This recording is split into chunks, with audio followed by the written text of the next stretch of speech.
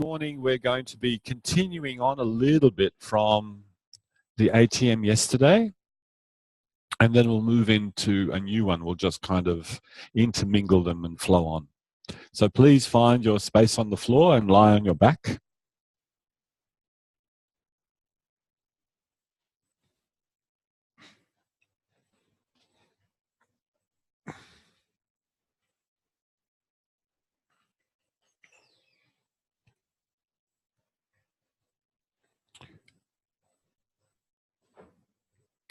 Just to check in with you as you're settling, everybody traveling okay on this second last day of the training? Everybody okay?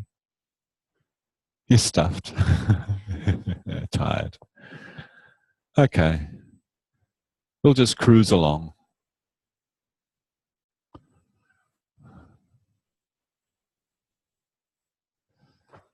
Please have your arms on the floor, level with your shoulders, arms long. And remember, yesterday I invited you to either have your palms down or your palms up, according to what worked best for you. So do that. Start to draw your right shoulder blade in towards your spine and then send it away from your spine.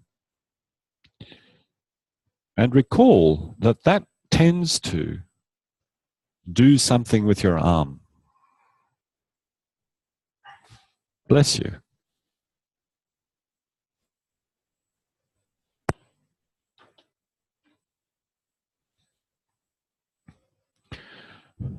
Now, even though it's one shoulder blade, could you please find a way to do it where you don't feel your head being pressed into the floor?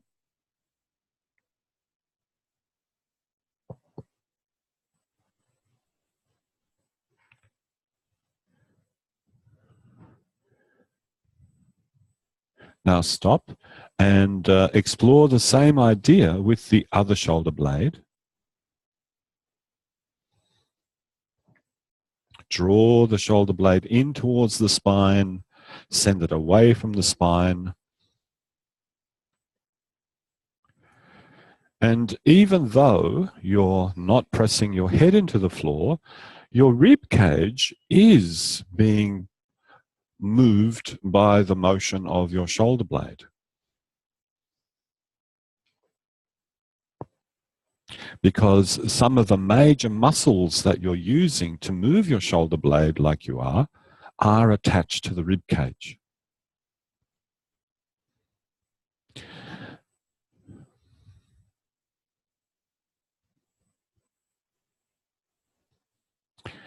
Continue doing what you're doing with that arm and join in with the other shoulder blade.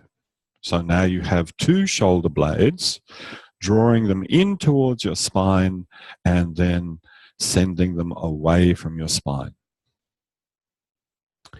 And please notice your preference. If you have one, do you prefer drawing your shoulder blades towards the spine, or do you prefer pushing them away from the spine?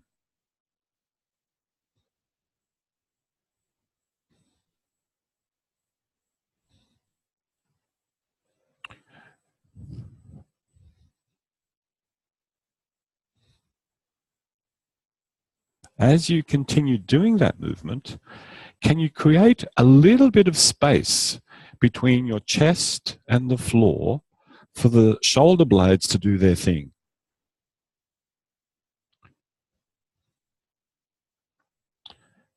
And you'll find that if you move your shoulder blades in a particular way, that space will be created.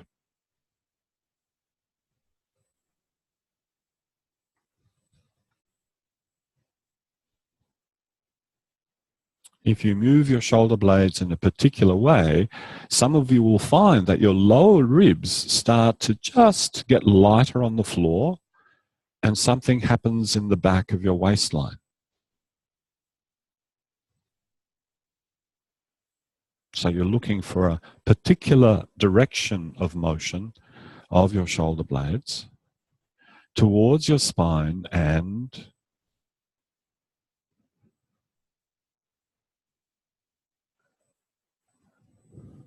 is it down? Is it directly inwards? What creates that space?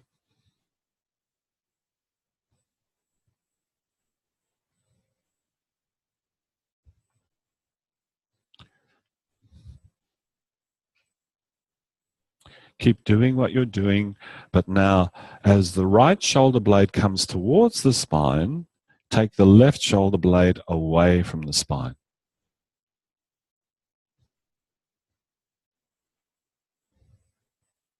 And keep alternating like that.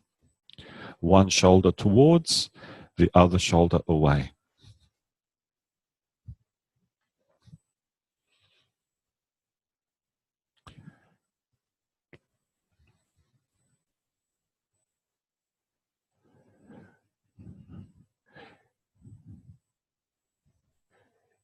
Intentionally start to roll your head and coordinate the rolling of your head with what you experience in your shoulders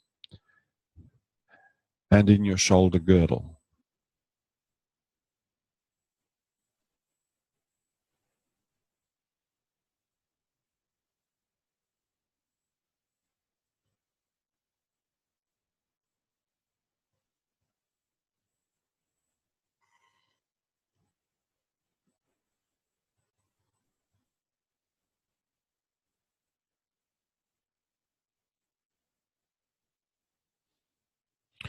And then once you get a sense for a relationship between what's happening with the shoulders and the arms and your head, stop intentionally rolling your head and see what happens. Can you roll the head by moving your shoulders and your arms? The indirect method. Yep. So how much of it?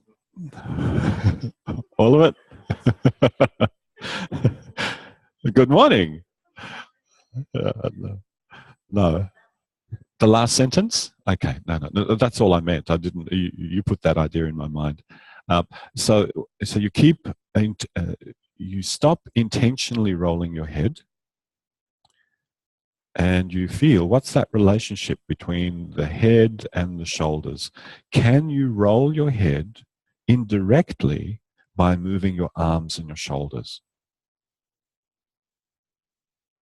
Yep. So rather than intentionally using the muscles of the neck, you leave the muscles of the neck quiet and you do this business with your shoulders and you see if you can roll your head.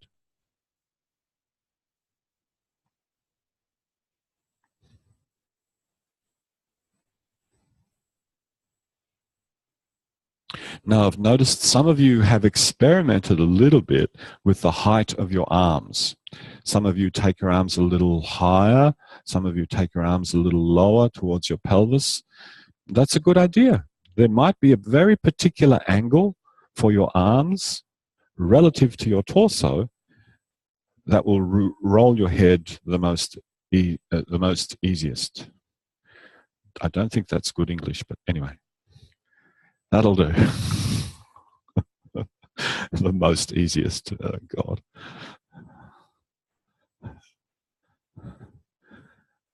What do you want? Second language speaker.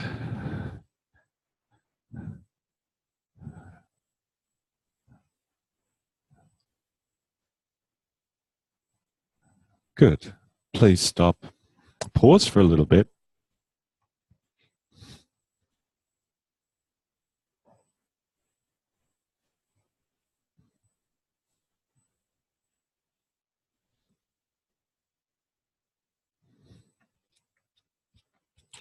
I've just recently got over the habit of just saying rest all the time. Just recently got over that. that just come out of my mouth without thinking. Just rest, rest, rest, rest. Now at least I'm in a position of being able to vary it and say something different when I want, which is nice. So you don't hear rest all the time.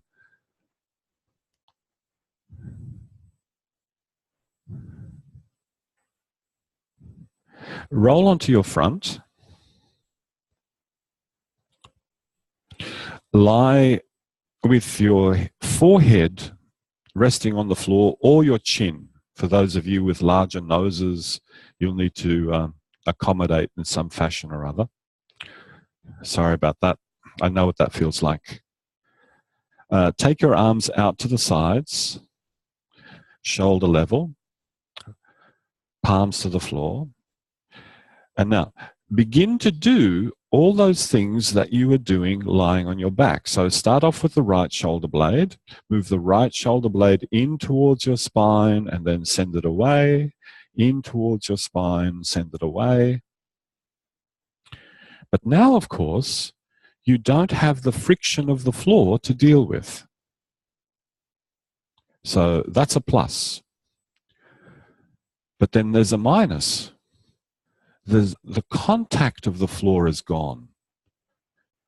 The touch of the floor and your shoulder moving along the floor, that information, that tactile information is gone. So now you have to rely on different sensations to know how you're moving your shoulder.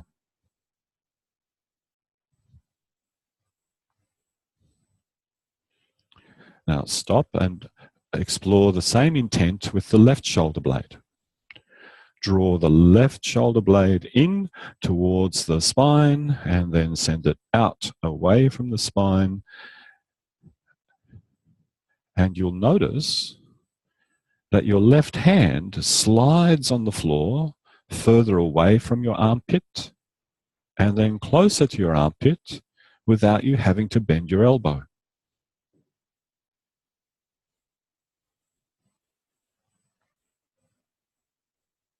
So the arms just stay long.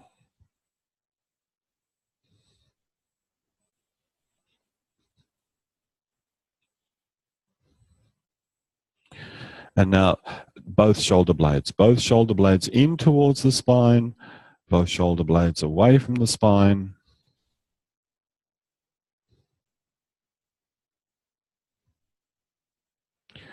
So we've gone from asymmetrical, one shoulder blade moving, to symmetrical, both shoulder blades moving in the same direction. And let's go back, let's return to asymmetrical. As the right shoulder blade comes towards the spine, send the left shoulder blade away from the spine, and vice versa.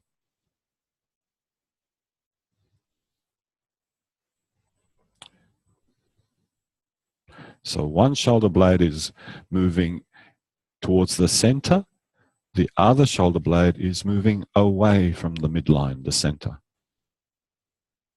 Notice what happens with your head.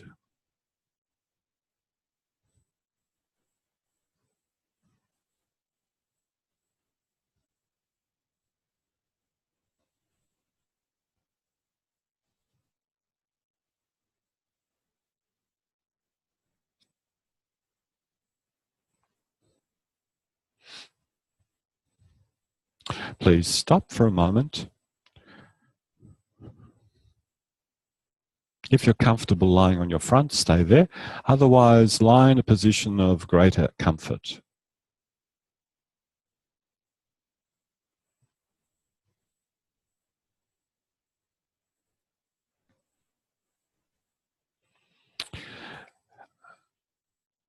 Return to lying on your front.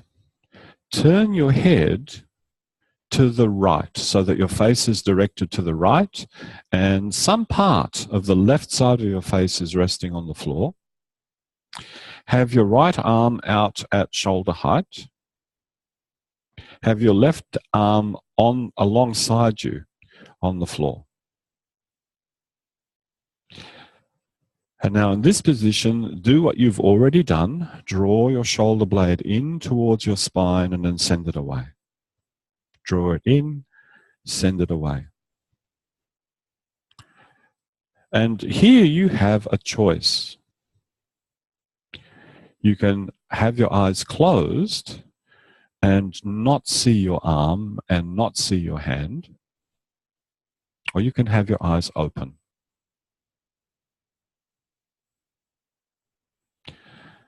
If you do have your eyes open, you'll see more than just your hand and your arm.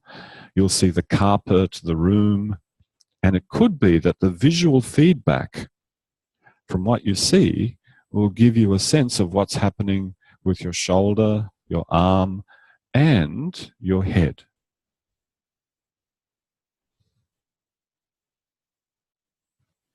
So if you'd like more information, open your eyes.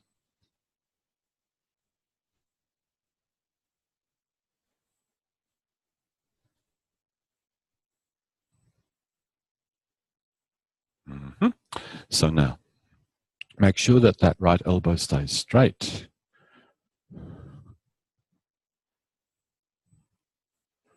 Stop. Lift your head a little bit from the floor just to get clearance and turn your head to the other side. Keep the same arm up. So now you're looking to the left with your face. The right arm is still up. The left arm is beside you. Now, once again, draw in that right shoulder and move it away from your spine.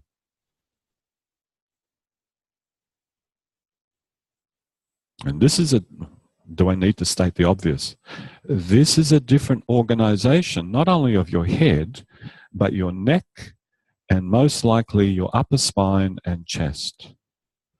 How does this change what you experience? It's the same intention. The arm, the shoulder blade is still sliding, but has that one little change in configuration shaped your experience differently. Bless you. There's a lot of bless yous this morning. Don't start to do it intentionally. Has it shaped your experience? Keep your face turned to this side. Switch the arms over. Take the right arm down beside you, palm to the ceiling, left arm up, palm down, and start to move the left shoulder blade in towards the spine, away from the spine.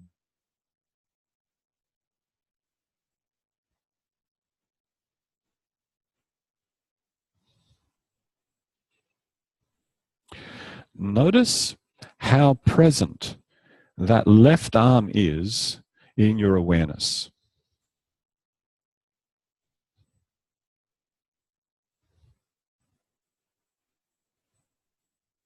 Notice the ease of movement of the shoulder blade, what you experience in your neck, in the chest.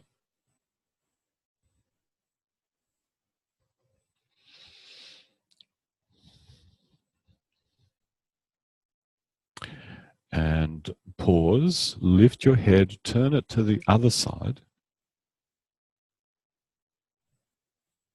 So now your face is directed to the right. And first of all, before you make any movement, notice the presence of your left arm in your awareness. Is it present in the same way? I'm asking this question because very often our awareness is associated with where our face is directed. It seems to be an interesting relationship. So is this the case for you in your second segment of this training? If you turn your head away from the part that you're paying attention to, does your awareness of it change? Start to move your shoulder blade towards your spine, away from your spine.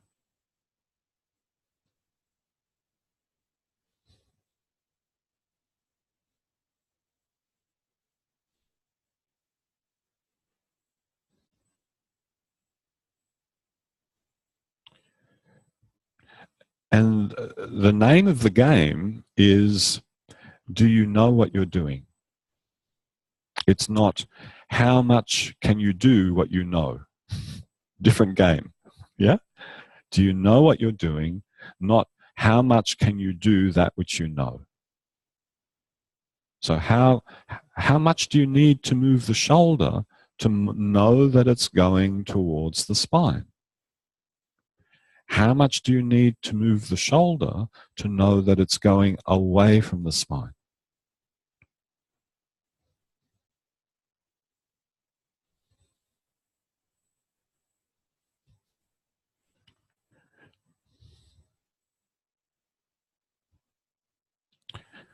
Lift your head, turn it to the other side, and take the right arm up to shoulder height. So now both arms are at shoulder level, palms on the floor. Okay, now draw the right shoulder blade in towards your spine as you move the left shoulder blade away from your spine.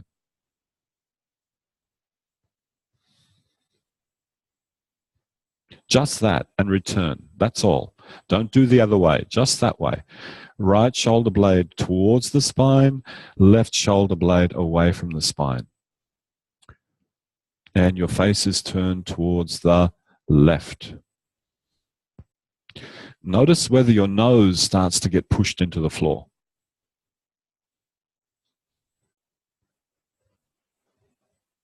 Or not.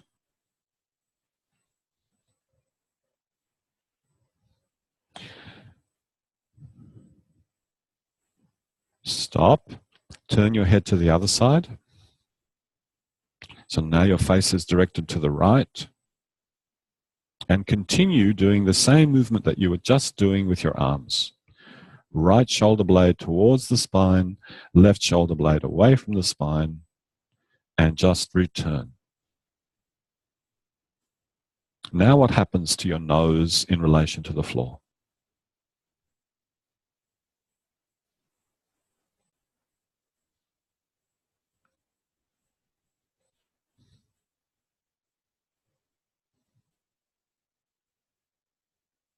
Okay, now change the shoulder pattern. Left shoulder blade towards the spine, right shoulder blade away from the spine. And return. Keep the head in the same orientation.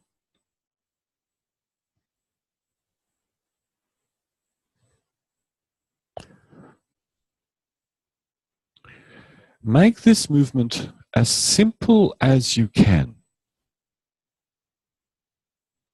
If it's possible to let the pelvis lie quietly, let it lie quietly.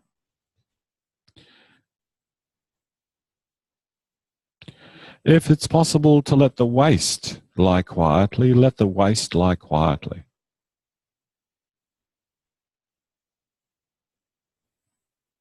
The same with the legs. If it's possible for the legs to lie quietly, let them lie quietly.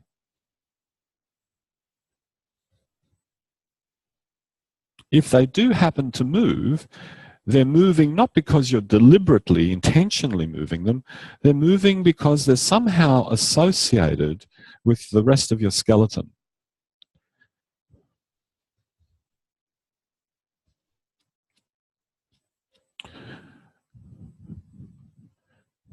Have you turned your face to the other side yet? Now turn your face to the other side.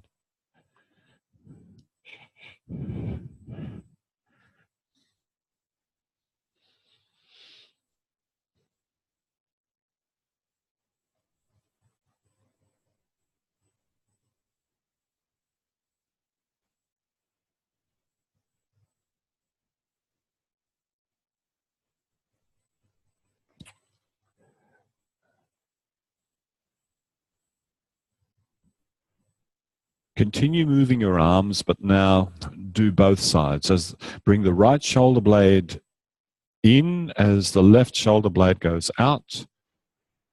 And then vice versa.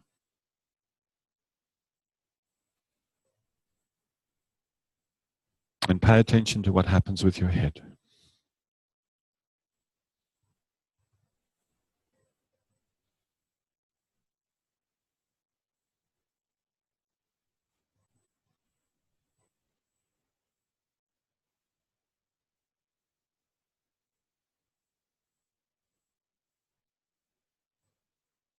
And now change that. Both shoulder blades in together, both shoulder blades apart. Both shoulder blades in, closer, closer, closer. As long as it's easy, as long as it's simple, as long as it's light. That's it.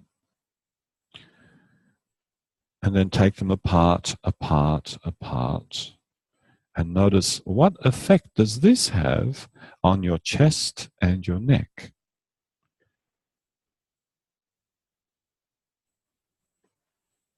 In terms of the flow of motion of the skeleton.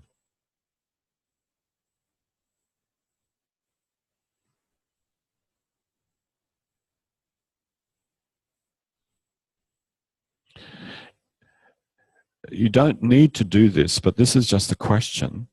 If you were to lift your head, would you lift your head as your shoulder blades moved away from your spine or towards your spine?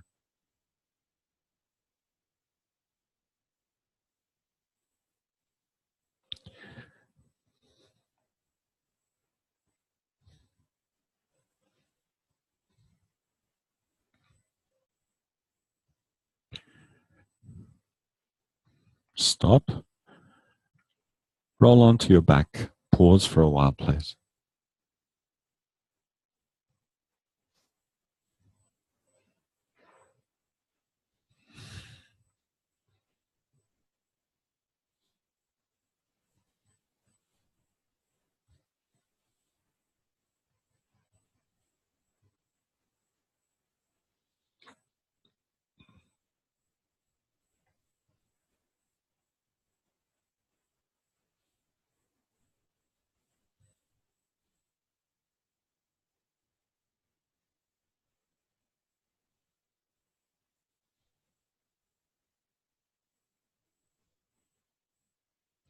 One more time. Take your arms out to the side, shoulder level.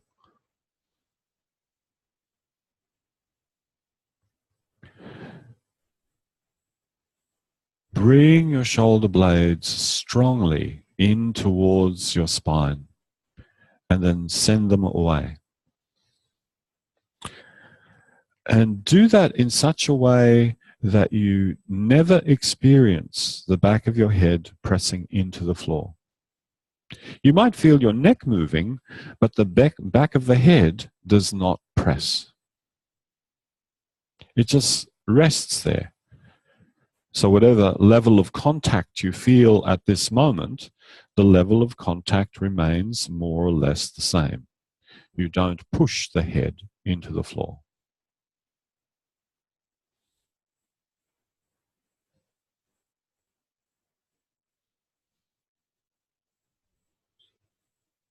And for that to happen, there's a very particular direction that your shoulder blades move in.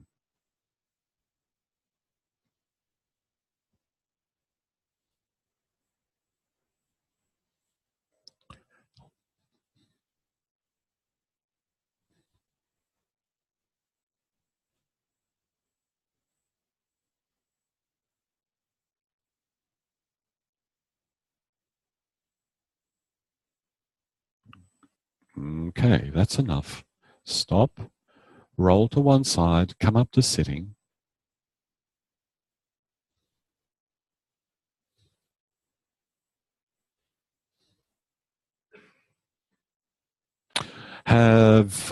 Lean on the floor behind you with your hands. Have the soles of your feet together.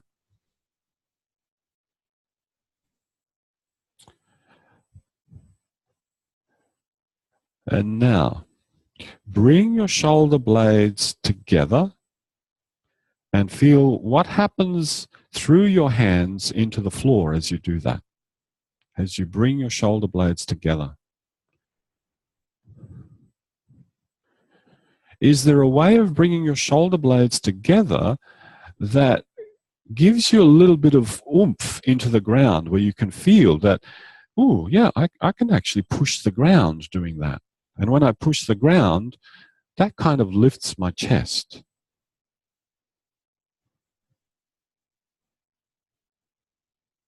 that kind of starts to arch my back. Matter of fact, if I took my shoulder blades just that little bit more, I think I could lift my pelvis off the floor.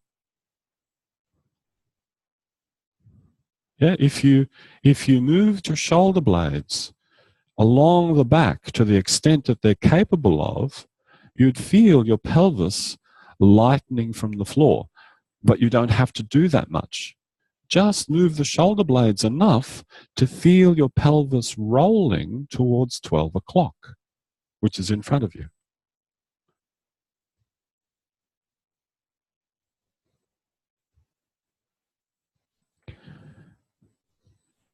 And for many people, when you watch them doing awareness through movement, when you are ATM teachers and seeing this, this is a missing element in the pelvic clock lesson. This use of these shoulder blades to help you get to 12 o'clock. And then notice what you do to bring the pelvis to 6 o'clock.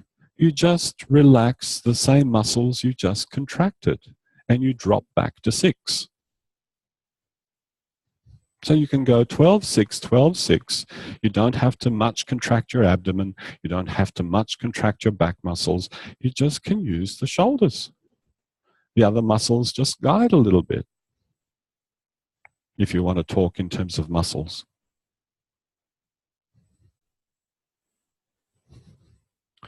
Okay, now boot in some more muscles.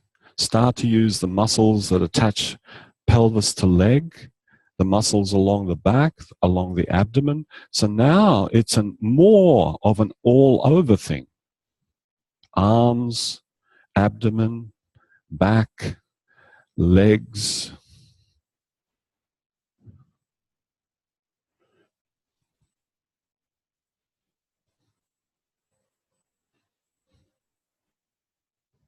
Yeah. And there is that connection as the shoulder blades move together and down and the breastbone goes up. Can you feel that? How the breastbone gets pulled up. Yep. Yep. Oh, okay. Okay. So because your shoulder blades are connected to the clavicles, yeah, that as they go back and down, go ahead. You see, that wants to lift. There, you see? Yeah, it's that connection here. Can you do the movement? You see, it's that. That's it. Does that make sense? Yeah. And if you just add a little bit of abdomen pushing out, you'll skyrocket. There we go. Yeah. Let me stay with you just a little bit longer. Rest if you need to.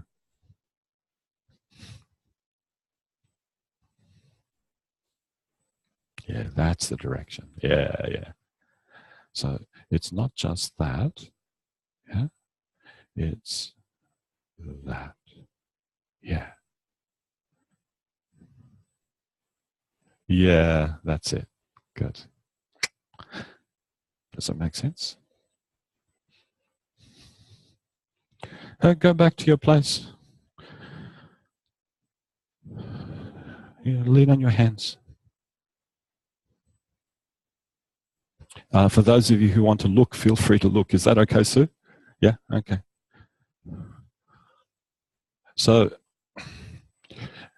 go ahead. You do the movement, Sue.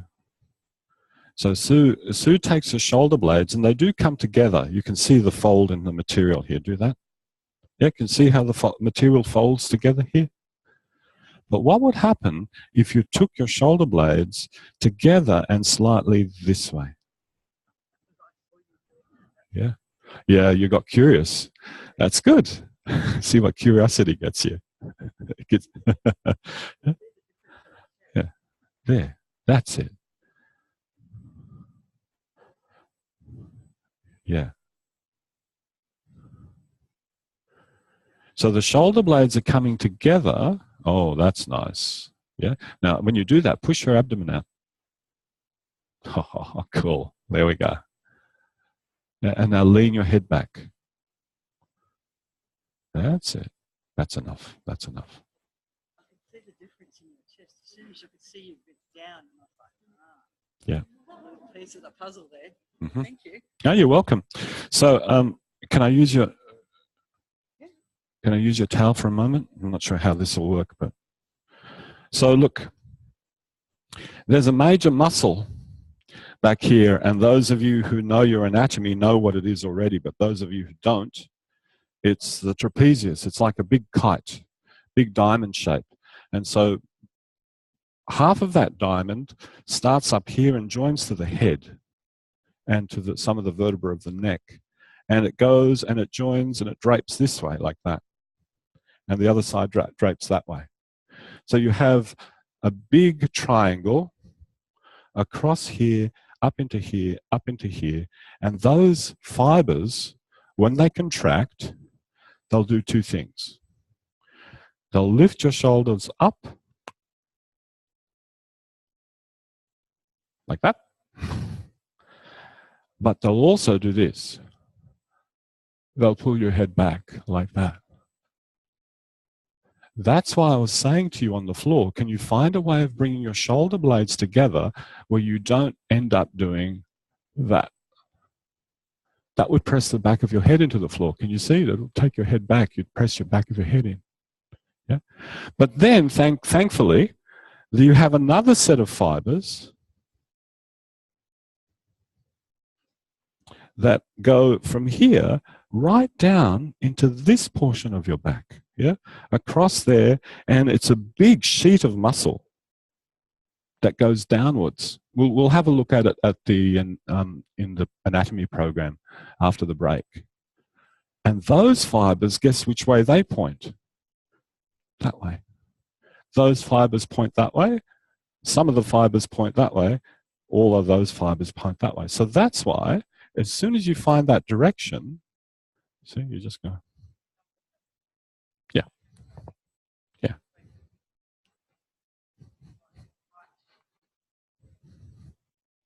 A tingly warm feeling, yeah. Please do. Emerging. That's nice. Tell her that again. She needs to hear that. But I saw your neck emerging in a natural way. In a natural way, yeah.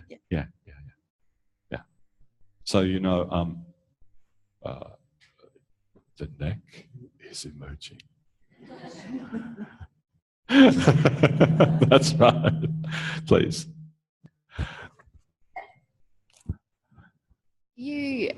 When we're doing that movement, though, we're doing something with the rhomboids as well? Of course. Of course. But is it more the trapezius that we're... The trapezius gives it a specific direction. So one of the biggest myths around is that the brain controls muscle bellies. Well, no, the brain doesn't control muscle bellies. The brain controls motor units. And in a muscle belly, then can be up to 10,000 motor units. That's a lot of control. So your nervous system is differentiated enough that if you want to contract these muscles up here, they'll contract. The lower fibers will release. So even within one muscle belly, you have differentiation. It can contract in different ways if it's so constructed. So whenever you see on an anatomy diagram, you know how they draw the lines, there's these directions of fibers? You know that whatever that bone, that muscle attaches to, it will be pulled that way. But if it's a big muscle belly and it has another set of muscle fibers going that way, you know the same bone can be pulled that way. And then if it has another set of muscle fibers that go that way, you know the bone can be pulled that way. So there's 1, 2, 3 directions that the scapula can be moved in, which enables you to do really complex movements. In that lesson, you're being asked to find these ones. Sorry about this for those of you that are Christian, I apologize. Okay. you're finding those muscles that if you happen to be crucified, will go, oh, God, let's get the weight out of those hands. Yeah. Yeah. That gets the weight out of those hands. But you know, that's how a person who dies on the cross dies. They can't sustain that. And after a while, they just sag and the whole respiratory system shuts down. It's a nasty, nasty way to die because they're trying to constantly get their weight out of the pain, but that's a struggle. You fatigue and then you just expire and then you're like that. Yeah. So it's that movement that you are doing. Can you see what happens to the chest when I do that? Yeah. And when that happens, if I do a side-on view, if I do a back view, just a second. Can you see how the material folds in the back? Yeah. The back starts to arch because that lower portion of the trapezius attaches to here, it will pull onto here. It will draw these parts together. And so you end up arching without having to actually intentionally do anything with the musculature that you usually use to roll your pelvis. Yeah. Okay. Oh, cool. Thank you for remembering that. Oh, phew, thanks, Lockie. Couldn't you have turned it at this page? That's all right. Oh, damn. Okay, well, in that case, let's just have a look. Yeah, so have a look here. Thank you. So here it is. Thanks for picking that up. Of course, my mind goes to technology straight away. But this used to be the innovative technology in the world, books. Yeah. So you can see, there's the trapezius. And you can see there's fibers that go downwards. There's fibers that go inwards. And there's fibers that go upwards. And this central connective, what they call an aponeurosis, a broad sheet of tendon. And there's the, if you look at the skeleton over there, see that strong line there? That's the spine of the scapula. So if you structure the instructions, if you structure the movement exploration in a particular way, you end up finding this capacity. Ah, you don't have to, that's fine. Sorry.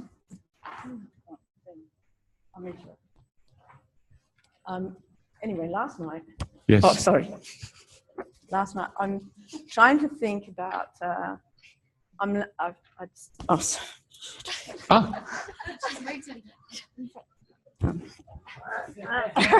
It's okay. It's all right. I'm sorry. I need a. Oh yeah, I need a hay bag. Anyway, I'm trying to think like Feldenkrais might. Oh, good. In terms That's of the mechanics. Yep. Or the engineering of the body. And so then I'm thinking about a steam locomotion and in relation to the shoulder girdle. And if I think about the muscles, they act more like the lever.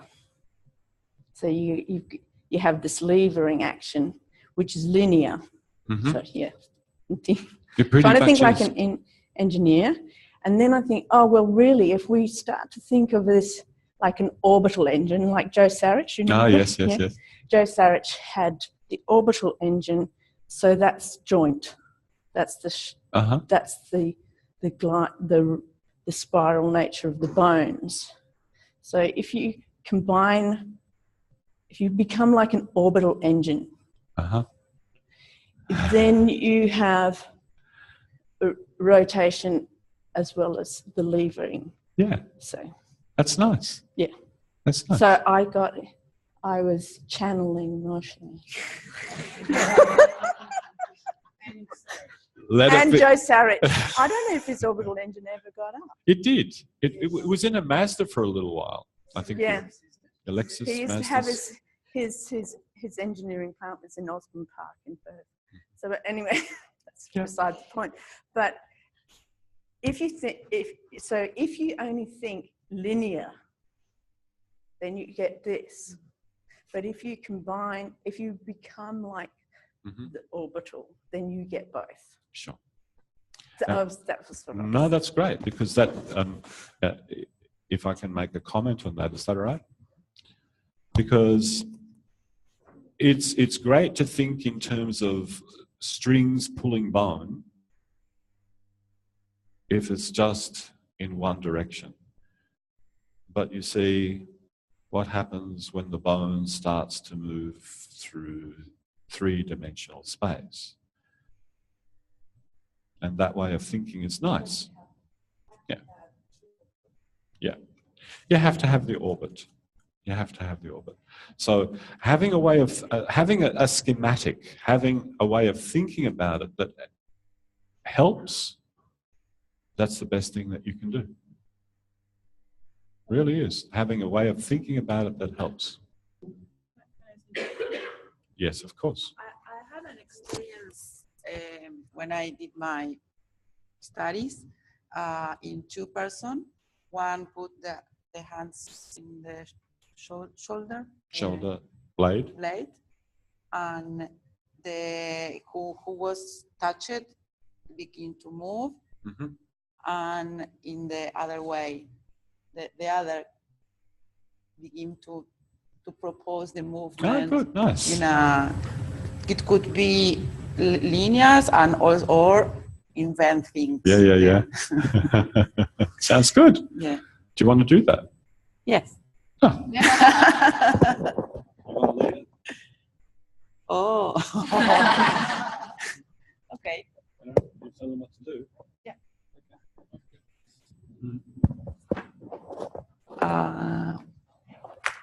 Don't look at me. Hello, guys. Please find a partner to work with. One will be active. Both of you will be active, but one will direct the movement in the first instance.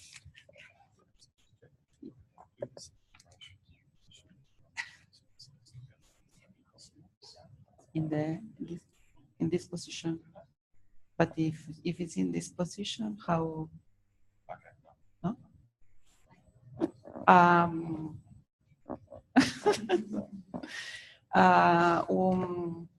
One of you put in. I'll show you.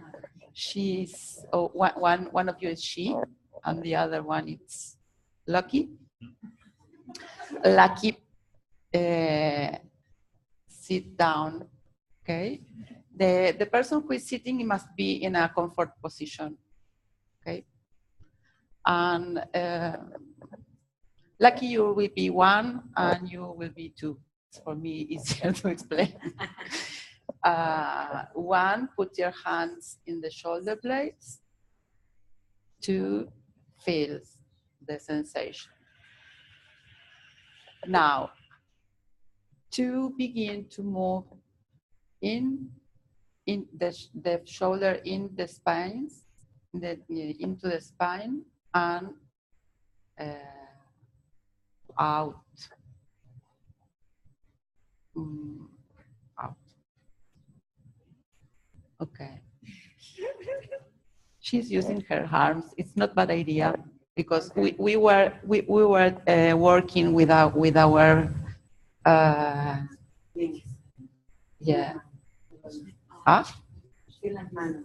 No, you can use your arms because we were working with our arms. It's easier to move. Okay.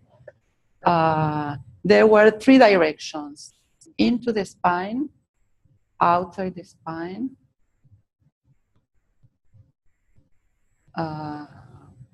in the, ¿cómo se dice? No, una afuera, otra dentro. One in, one out, and the other side. Okay. And repeat. Inside, outside, one in, one out. Now, rest for a moment. Also, you can rest. And then you put in the position with your arms and you move her, but not moving as with the intentional moving, just intend the direction, okay? And she will follow you. Without speaking, please. Just your hands.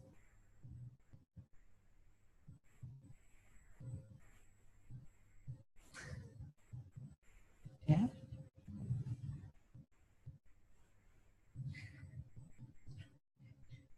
Now rest. And now, in these directions, you can use also the diagonals. Okay? Yeah, like this, or the rotation. Let's see what.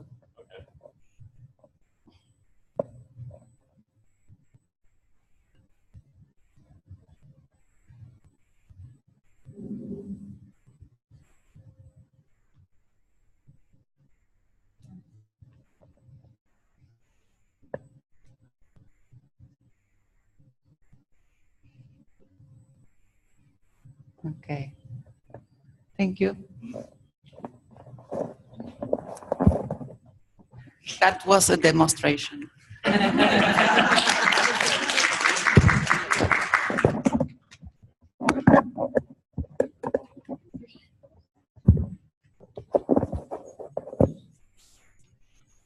Great. That was just a demo. Okay. So I was trying to do my best. Whatever you were doing, I was trying to do my best to do with the skeleton, right? But it's a little bit of a strange position, I'm sorry. But then, so you see, that would be the movement if you're using the upper fibers. Can you see the shoulders that just go up like that? That would be the movement if you're using the lower fibers. Can you see that how the tips come together? If you're recruiting all fibers, you get that. Now, have you seen that movement before somewhere in some animal? It's a bird. So a bird, in order to fly, is making this movement with their shoulder blades. Looks more.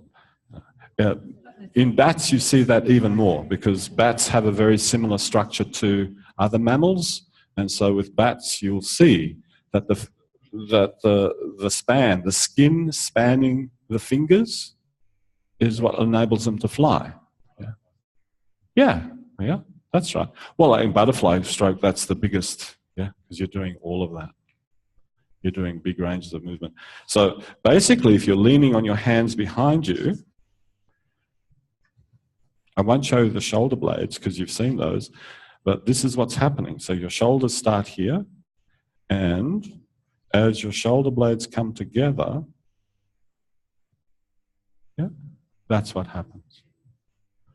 Because of this connection here. If that wasn't there, none of that would happen. For the shoulder blades to go backwards and your breathing not to be interrupted, because if I take the shoulder blade down, look what happens. The clavicle pushes on the ribs. That is very unpleasant, and it blocks off the breathing. So then what happens? Your body organizes that as that shoulder blade goes down, the rib cage follows.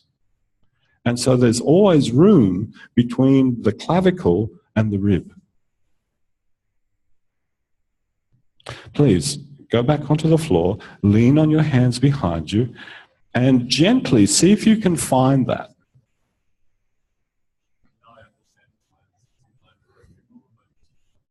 Yeah, they say that's probably one of the functions of the collarbone, to be the last resort to snap, rather than break other things. So see if there's a way where you can lift the breastbone by using the shoulder blades coming together and downwards.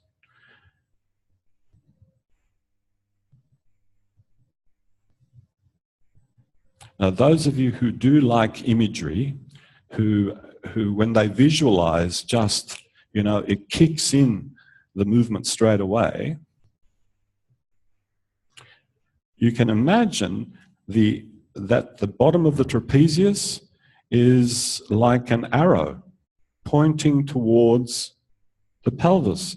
Just let that arrow sink downwards into the back of the pelvis.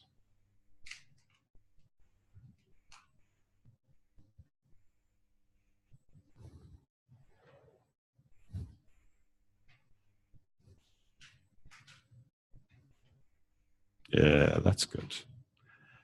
Nice top for that. Got a V there. Whoa. Okay. And now that you have that information, please go ahead and circle your head. See whether knowing something about how the shoulder blades operate on the back of you enables you to circle your head more dexterously, with greater articulation. I like that word, articulation.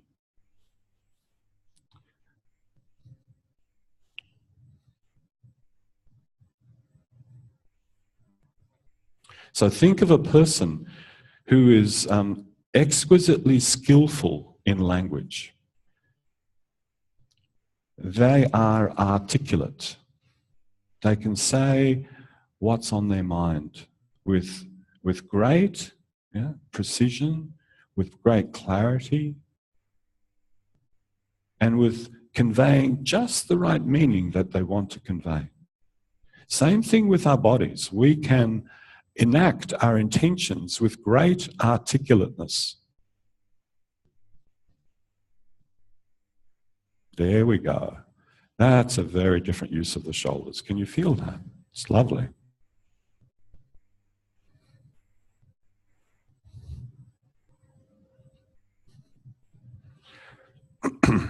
Change direction of the head circling.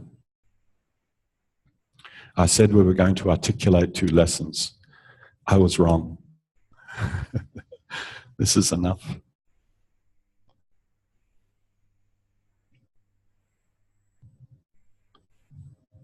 Good.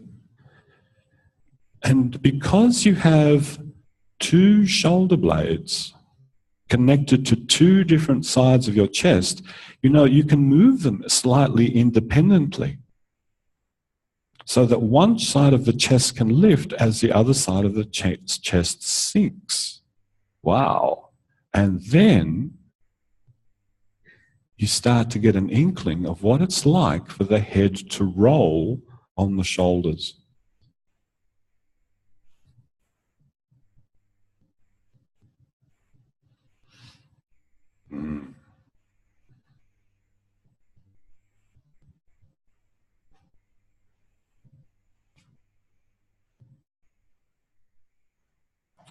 So you see, without Angela's question, we wouldn't have what we just had.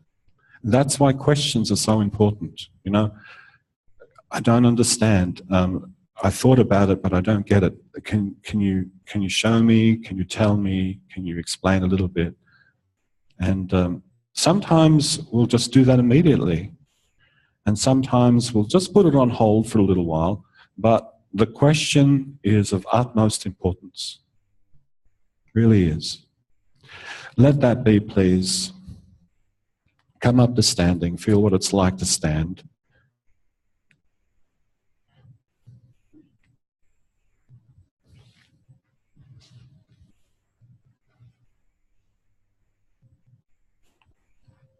Notice if you have a different sense of yourself across the front of the chest.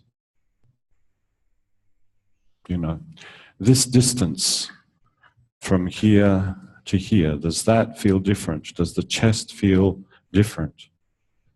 Is your head being carried differently?